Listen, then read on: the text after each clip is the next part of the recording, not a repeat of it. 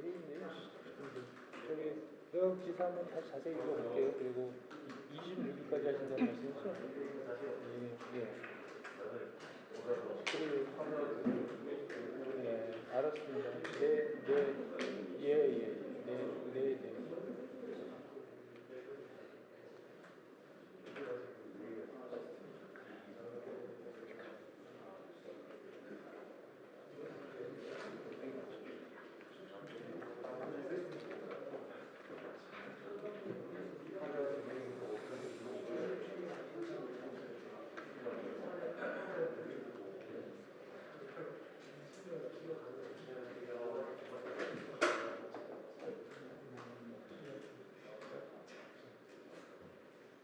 우리 저 김영민 위원장님 뭐 하신 말씀 있어요?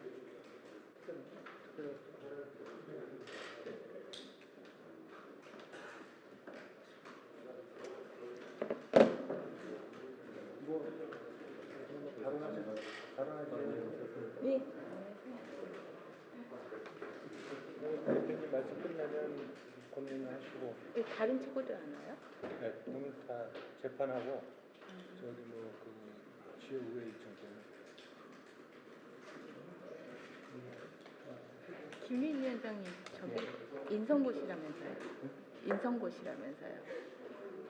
인성고 그 총동문회장이 인성고 동문회장이 저희 기업부에 사는데 김민 위원장님 얘기하더라고요.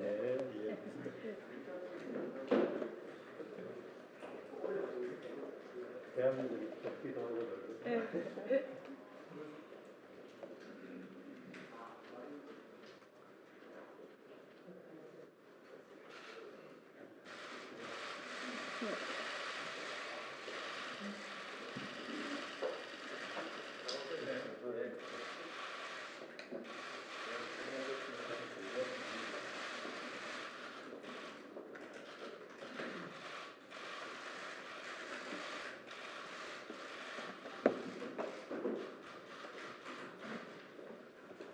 네, 지금부터 제14차 국민의당 최고위원회를 시작하도록 하겠습니다.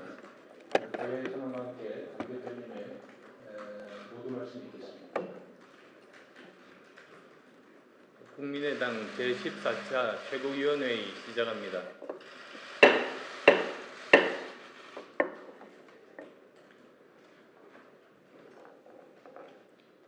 코로나19 극복을 위한 새로운 도전이 시작됐습니다.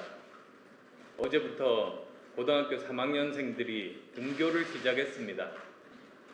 정부 측 설명대로 자신할 수는 없지만 코로나19 유행이 언제 끝날지 모르는 상황에서 학교를 계속 닫아놓고만 있을 수도 없고 45만 명에 이르는 고3 학생들의 대학 진학이나 사회 진출을 무한정 유보하고 있을 수는 없었을 것입니다. 국민의당은 고3 등교 수업이 무사히 진행되기를 진심으로 바랍니다. 이를 위해서 반드시 짚고 넘어가야 할 부분들이 있습니다. 정부에서는 이 부분들에 대한 대책을 반드시 마련해서 고3 수험생과 학부모들이 현장에서 느끼고 있는 불안감을 해소시켜 주시기 바랍니다. 첫째, 코로나19 상황에서 수시입시의 객관성과 공정성을 확보할 수 있는 대책이 필요합니다.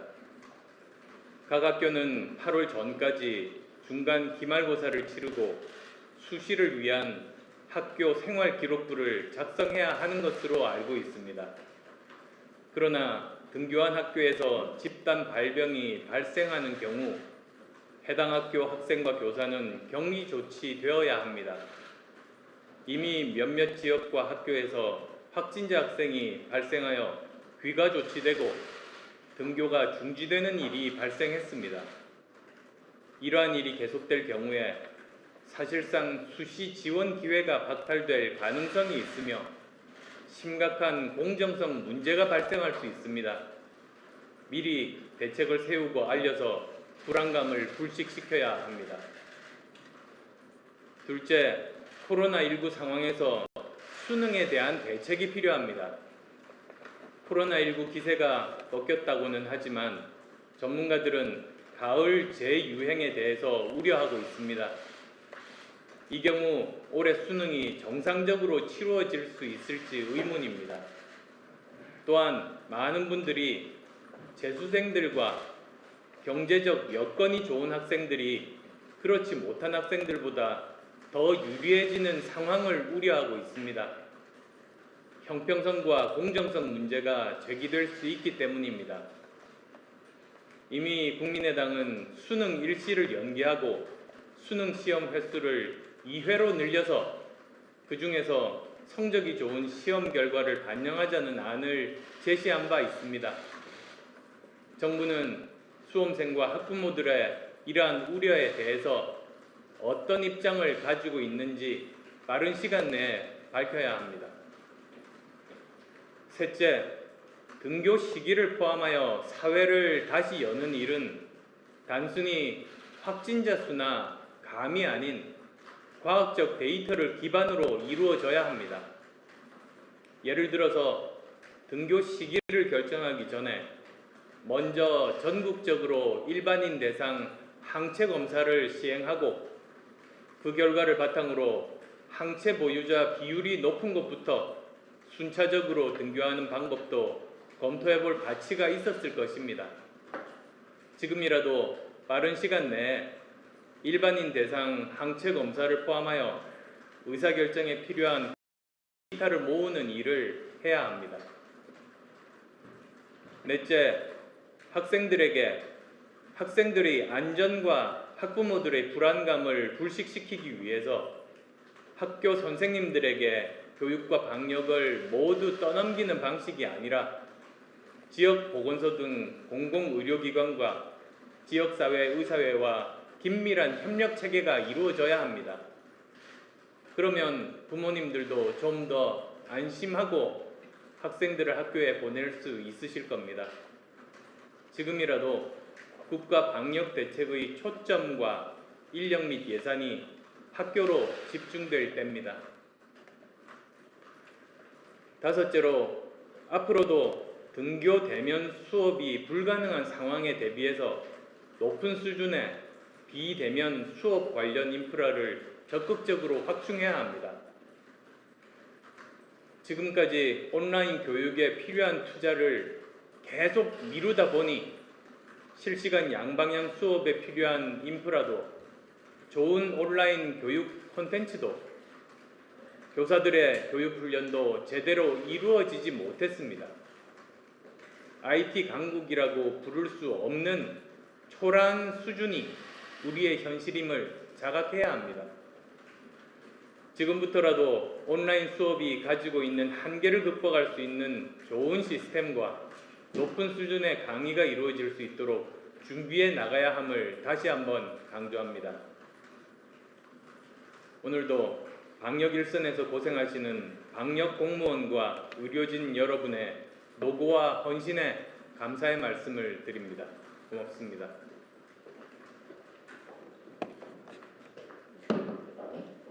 네, 사실관계와 법리 적용을 다툴 수 있는 공개된 재판 절차에서 증거에 의해 사실관계를 확정하고 이에 따른 법적 책임을 묻는 것이 법치주의와 사법체계입니다.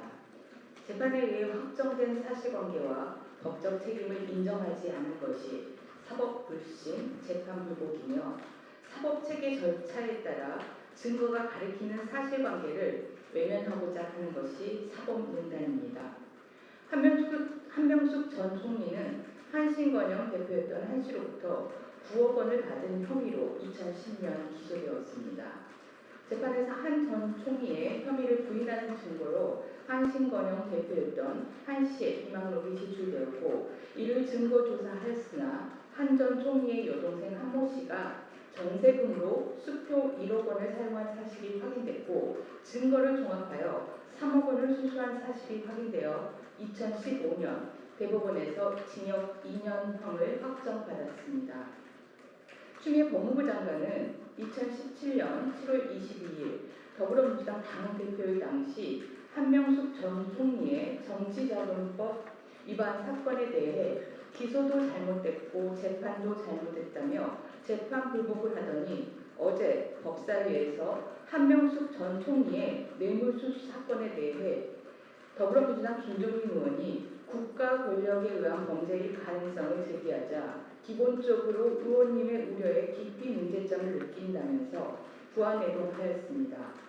일부 언론에서 제기한 의혹으로 그것도 이미 재판에서 증거조사를 거친 자료를 가지고 인정된 사실관계를 외면하려고 하고 있습니다. 이 행태가 바로 사법농단의 모습입니다.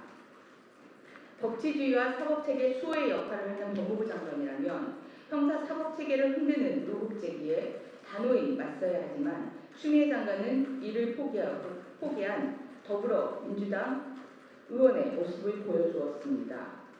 법무부 장관으로서 우리 사회의 최후의 보루인 법치주의와 사법체계를 수호하겠다는 의지와 인식은 없고 형사 사법체계를 흔드는 여당의 의혹 제기에 맞장구를 치고 있는 추미애 장관은 사퇴해야 합니다.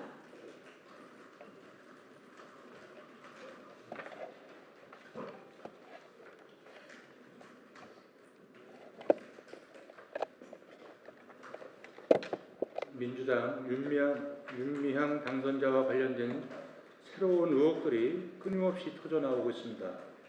모든 사안들이 보통의 상식을 뛰어넘는 일반 국민으로서는 상상하기 어려운 일들입니다. 정의와 인권, 여성과 평화를 팔아 사익을 추구했다는 의혹이 점점 구체화되고 있습니다. 이용수 할머니께 무릎 꿇고 사죄하고 회유한다고 해서 해결될 차원을 넘어섰습니다. 무엇보다도 이용수 할머니는 임대 아파트에서 어렵게 사시는데 세금도 얼마 안 낸 정의연 대표는 아파트 사고 자식 미국 유학 보내고 수억 원의 현금까지 보유하고 있다는 보도들이 마음을 무겁게 합니다. 조국은 자기 돈으로라도 했지 윤미향은 위안부 피해 할머니의 피와 땀으로 호의호식했다는 댓글이 우리 사회의 분노를 한마디로 대변하고 있습니다. 윤미향 당선자 사건은 명백하게 시민운동이 특정인에 의해 사유화되었음을 보여주고 있습니다. 주객이 완전히 전도되어 보호되고 위로받아야 할 위안부 피해 할머니들은 철저하게 이용 대상자로 전락되었습니다. 정의와 인권운동을 이용하여 사익을 추구하였다면 결코 용서할 수 없는 범죄입니다. 그건 시민운동이 아니라 비즈니스이고 수익사업 모델입니다. 사태가 이런데도 민주당 이해찬 대표께서는 심각한 게 아니다라며 민심과 동떨어진 발언을 하고 있습니다. 민주당 내에는 친일 세력의 공격이라며 윤미향 씨를 옹호하는 상식 이하의 가치관을 가지신 분들이 여전히 많습니다. 그렇다면 민주당이 추구하는 정의와 인권운동의 가치와 기준은 무엇인지 국민 앞에 밝혀주시기 바랍니다. 위안부 피해 할머님들의 아픔을 이용하여 사익을 챙겼다면 이런 행위는 민주당이 그렇게 증오하는 친일 세력과 어떤 차이가 있는지도 말씀해 주셔야 합니다. 검찰 수사 별개로 민주당과 윤미향 당선자는 진실을 국민 앞에 밝혀주실 것을 촉구합니다. 절대 성역은 절대 특권을 낳습니다. 성역 있는 사회는 정의롭고 공정한 사회도 아니고 민주주의 사회도 아닙니다. 반칙과 특권 없는 세상, 어떤 특권과 반칙도 용납하지 않겠다던 고 노무현 대통령의 뜻을 잇는 정당이라면 머뭇거림 없이 단호히 결단해야 합니다.